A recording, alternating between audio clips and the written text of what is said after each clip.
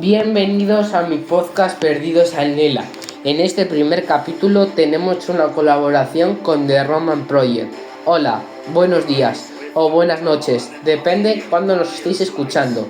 Soy Álvaro, más conocido como Alvarito. En el anterior episodio de The Roman Project, mis compañeras Juni y Mayalen hablaron sobre los grafitis en la ciudad de Pompeya. En este segundo capítulo vamos a hablar sobre los lupanares, los puticlubs de la época romana. Seguro que si estás escuchando esto es porque eres un morboso al igual que yo. Ahora fuera bromas, creo que este tema se merece todo el respeto y atención. Vamos a aprender muchas cosas, como por ejemplo las fichas eróticas.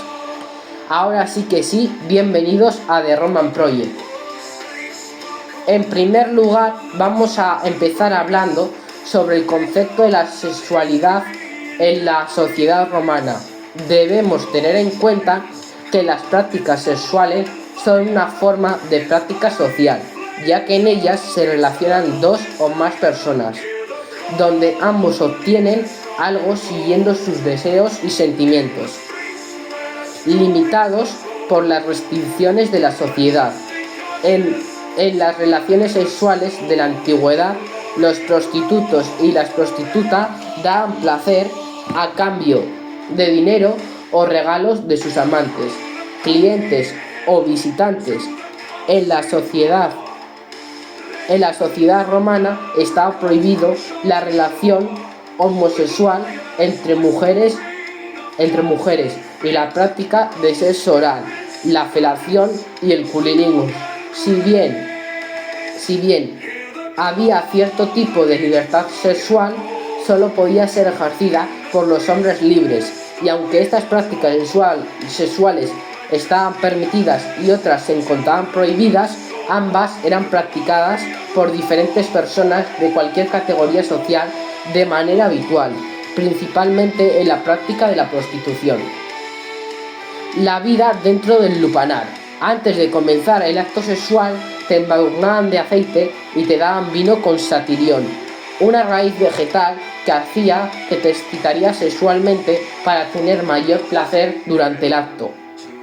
Luego de unos coqueteos amorosos, la prostituta y su cliente ingresaban a la habitación para realizar el acto sexual.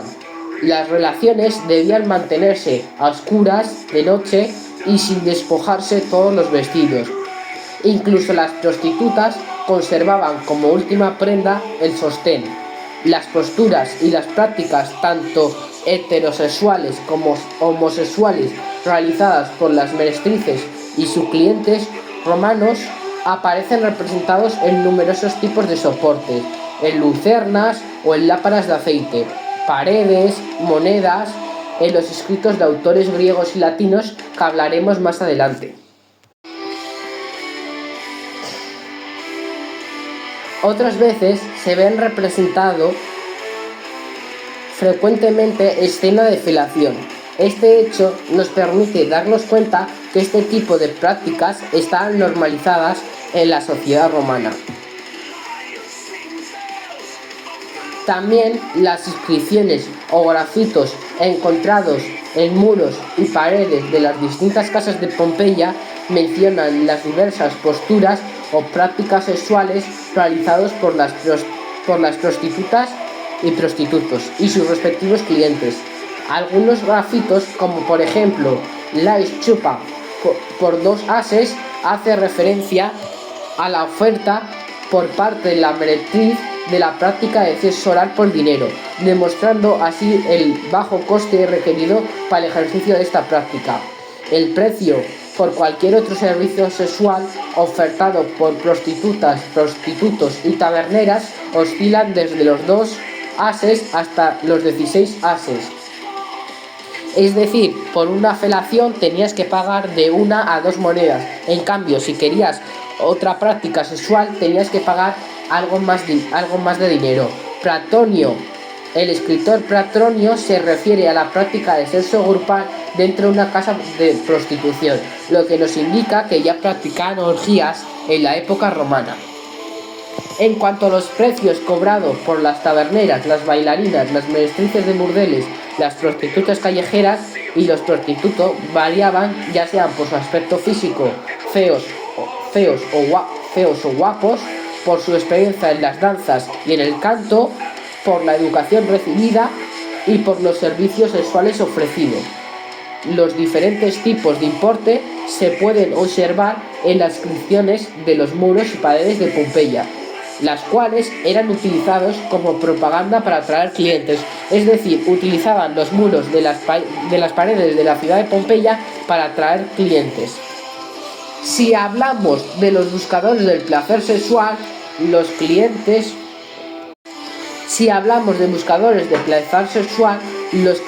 buscaban mantener una relación sexual ocasional con las prostitutas o los prostíbulos, a cambio de un precio. Dentro del grupo de los clientes o visitantes ocasionales de las prostitutas, las bailarinas, las taberneras, las rameras callejeras y los prostitutos había una gran variedad de personajes, algunos muy conocidos como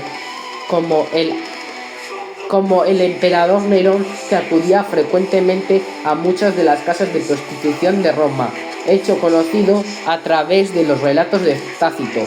También se puede incluir a este grupo ciertos poetas, escritores e intelectuales, como el caso del famoso poeta Horacio, el cual tenía para su uso personal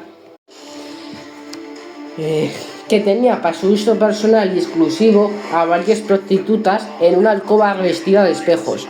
Aparte de tener que acudir al placer sexual, le gustaba verse cómo era representado mientras hacían las posturas sexuales. En Roma se habían extendido unas pequeñas fichas de diversas formas llamadas tesera, que se usaban para diversos actos, desde acuerdos comerciales para tener disposición en el reparto del tigro, utilizándose como velas de reconocimiento o como simple entradas para el circo, siendo muy famosos para el espectáculo de luchas de gladiadores y actividades culturales de ocio como el circo o el teatro. Las más populares entre ellas fueron las denominadas sprentae. No se acuñaban por el Estado, siendo por lo tanto no oficiales. Se representaban gran variedad de escenas sexuales y un número que abarcaba del 1 al 16. El número puede referirse a varias cosas, pero la teoría más extendida sobre su uso es que cada acto sexual tenía un precio asignado en ases, monedas romanas. Además, las representaciones gráficas, muy realistas por cierto, facilitaban las cosas entre romanos y prostitutas extranjeras que no entendían la lengua oficial de Roma. Como hemos dicho anteriormente, el número más alto al que llegaban era 16, es decir, 16 ases equivalían a un antiguo denario de plata. La prostitución en Roma era un potente negocio. El escritor Catón el Viejo dijo: es bueno que los jóvenes poseídos por la lujuria vayan a los burdeles en vez de tener que molestar a las esposas de otro hombre. Y no le faltaba nada de razón. En menos de medio siglo se registraron más de 32.000 prostitutas oficiales en la ciudad de Roma, y eso sin contar otras que no estaban en el censo, que las podías encontrar en lugares como el bosque, el cementerio y los baños. Lo que no cabe duda es que estas joyas son un excelente espejo histórico de la sociedad de Roma. Como dato curioso, comentar que estas piezas llegan a precios desorbitados. Por ejemplo, la moneda del número 1 fue vendida en una subasta en Estados Unidos por $150.000. Si queréis comprar una moneda de estas, tenéis que tener cuidado porque hay algunas que están hechas en el Renacimiento. Bueno, espero que este podcast os haya llamado la atención tanto como a mí. Y para finalizar, os voy a dar 4 datos curiosos. En la antigua Roma, los lupanares y las prostitutas eran fáciles de identificar. Estas, con el pelo teñido de azul o naranja, vestían hábitos muy ligeros para agilizar la práctica sexual. Curioso de comentar en relación a los lupanares es que generalmente estaban decorados en el exterior con un gran falo que se iluminaba con la noche. Era como nuestros carteles luminosos, pero más explícitos para ellos. En la ciudad de Pompeya se conservan unas ruinas arqueológicas de un lupanar donde se ha podido investigar cómo eran estos lugares. Es de particular interés por sus pinturas en las paredes. Bueno, amigos, creo que ha quedado claro que la prostitución romana era la práctica de la sexualidad en todas sus variantes, tanto permitidas como no permitidas. Y también cabe recalcar que iba todos los personajes que te podías imaginar, es decir, todo Kiski. Espero que os haya gustado mi podcast y que os suscribáis a mi canal. Muchas gracias por vuestra atención.